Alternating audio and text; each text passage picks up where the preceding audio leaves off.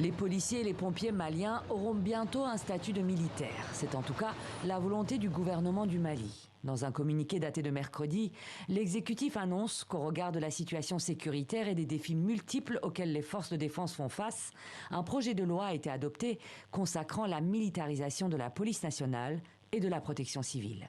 Toujours selon le communiqué, cette militarisation permettra de déployer la police nationale dans les zones reconquises par l'armée, afin d'y assurer la sécurité des populations et de leurs biens et empêcher le retour des forces du mal.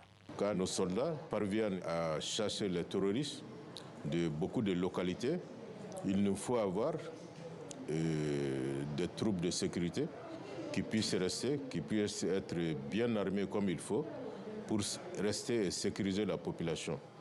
Malheureusement, le nombre de militaires maliens est tel qu'aujourd'hui, on ne peut pas charger les militaires de ces fonctions. Le Conseil des ministres met en avant que les policiers et sapeurs-pompiers bénéficieront des mêmes avantages que les autres militaires. Mais son nouveau statut va aussi les priver du droit de grève, d'être syndiqués et de manifester.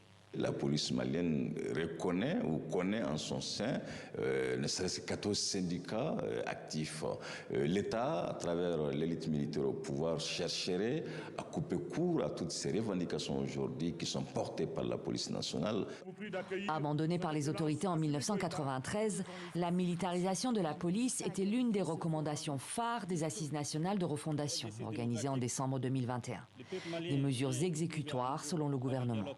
Le projet de loi doit être voté le 20 octobre prochain en session plénière par le Conseil national de transition qui fait office de Parlement depuis la prise du pouvoir des militaires en 2020.